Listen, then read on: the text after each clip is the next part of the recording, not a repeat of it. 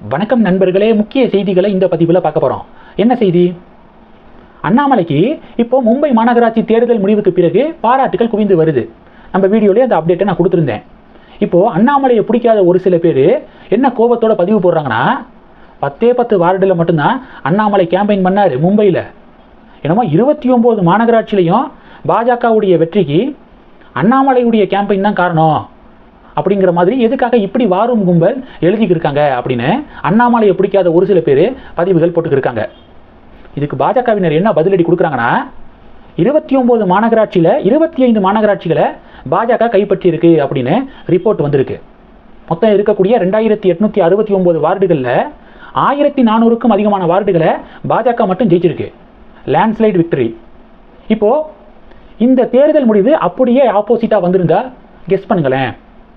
இதே அண்ணாமலையை பிடிக்காதவங்க என்ன தெரியுமா பிரச்சாரம் பண்ணியிருப்பாங்க? அண்ணாமலை கேம்பெயின் பண்ணதுனால தான் இவ்வளவு பெரிய தோல்வி மகாராஷ்டிரா ஃபுல்லா அப்படின்னு இப்படி ஒரு பிம்பத்தை கட்டமைச்சிருப்பாங்க. ஆல்ரெடி இப்போது கிஷோர் கேசாமிலேருந்து ஆரம்பித்து திமுகவுடைய சரவணன், காங்கிரஸுடைய திவ்யா, இவங்கெல்லாம் இப்படி தான் நரேட்டிவாக செட் பண்ணிக்கிட்டு இருந்தாங்க எலெக்ஷன் ரிசல்ட்டுக்கு முன்னாடி வரைக்கும். அவ்வளோதான், முடிஞ்சு போச்சு. மகாராஷ்டிராவில் பிஜேபிக்கு ஒரு பெரிய ஒரு ஆப்பு ரெடி ஆகிருக்கு, காரணம் அண்ணாமலையுடைய பேச்சு தான் அப்படின்னு சொல்லிட்டு இப்படி நரேட்டிவாக செட் பண்ணிக்கிருந்தாங்க. உதாரணத்துக்கு கிஷோர் கேசாமி என்ன பதிவு போட்டிருக்காருன்னு பாருங்களேன். கெடுவான் கேடு நினைப்பான், மும்பையில் சனி பகவான் நாக்கில் வந்து அமர்ந்தான் அப்படின்னு சொல்லிட்டு அண்ணாமலை பேசினதை கிஷோர் கேசாமி இப்படி பதிவு போட்டிருக்காரு. இதே மாதிரி தான், அவ்வளோதான், மும்பையில் பிஜேபியுடைய சோழி முடிஞ்சிச்சு, காரணம் அண்ணாமலையுடைய கேம்பெயின் அப்படின்னு ரிசல்ட் வர்றதுக்கு முன்னாடியே இப்படி நரேட்டிவை செட் பண்ண முயற்சி பண்ணவங்க ஒருவேளை ரிசல்ட்டு பிஜேபிக்கு எதிராக வந்திருந்தா என்னென்னலாம் எழுதியிருப்பாங்க. அண்ணாமலை தான் நம்பர் 1 காரணம் இதுக்கு அப்படின்னு எழுதியிருப்பாங்கள்ல. ஜெயிச்சிருச்சு பிஜேபி, நாங்கள் எழுதக்கூடாது அண்ணாமலை தான் காரணம்னு, அண்ணாமலைனால தான் ஜெயிச்சிச்சு அப்படின்னு நாங்கள் எழுதக்கூடாதா அப்படின்னு சொல்லி இப்போ பாஜக சப்போர்ட்டர்ஸு, அண்ணாமலை சப்போர்ட்டர்ஸு பதிலடி கொடுக்குறாங்க. இது ஒன்று. ரெண்டாவது செய்தி என்ன பார்க்க போகிறோம்? மாணிக்கம் தாக்கூர் டெல்லி புறப்பட்டு போயிருக்காரு. புறப்படும்போது அவர் சோசியல் மீடியாவில் என்ன பதிவு போட்டிருக்காருன்னா,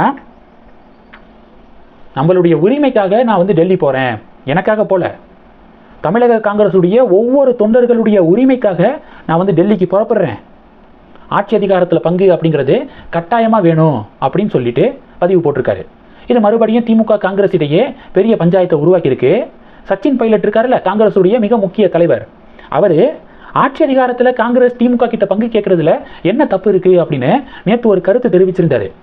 அந்த கருத்துக்கு ஃபயர் விட்டுக்கு இருக்காரு மாணிக்கம் தாக்கூர், ஃபயர் விட்டுக்கு இருக்காரு. இது திமுகவுக்கு பிடிக்கல. இன்னைக்கு மாலை 4 மணிக்கு மேலே ராகுல் காந்தி அவர்கள் மற்றும் மல்லிகார்ஜுனா கார்கே தலைமையில் மீட்டிங் நடக்குது டெல்லியில். தமிழக காங்கிரஸ் நிர்வாகிகள் கலந்துக்கிறாங்க. எம்எல்ஏ, எம்பி மற்றும் தமிழக காங்கிரஸுடைய முன்னாள் மாநில தலைவர்கள் இவங்கெல்லாம் பார்ட்டிசிபேட் பண்ணுறாங்க. இந்த ஆலோசனை கூட்டத்தில் ஒரு தெளிவான ஒரு முடிவு இருக்கும் அப்படின்னு எதிர்பார்க்கப்படுது. திமுகவோடு கூட்டணிக்கு போகிறதா, எந்த ஒரு டிமாண்டும் இல்லாமல் திமுக கொடுக்கக்கூடிய தொகுதிகளை வாங்கிட்டு நம்ம கூட்டணியில் இருந்துக்கலாம், திமுக ஜெயிக்கிறதுக்கு தான் சான்ஸ் அதிகம், தேவையில்லாமல் இந்த நேரத்தில் கூட்டணியை மாற்றி காங்கிரஸுக்கு இந்திய அளவில் இருக்கக்கூடிய ஒரே ஆதரவு திமுக தான், அதையும் கெடுத்துக்க வேண்டாம் அப்படின்னு சொல்லிட்டு ஒரு சில தமிழக காங்கிரஸ் நிர்வாகிகள் டெல்லி தலைவர்கள்ட்ட சொல்கிறாங்களாம்.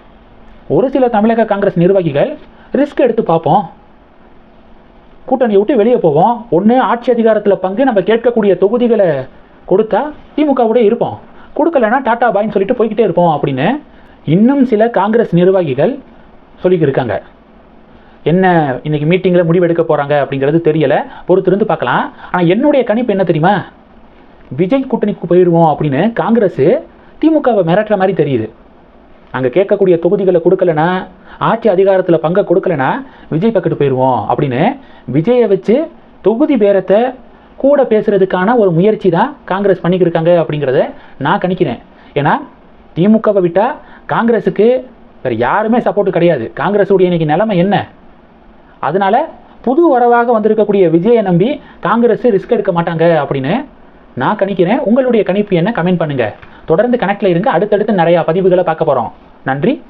ஜெய் ஹிந்த்.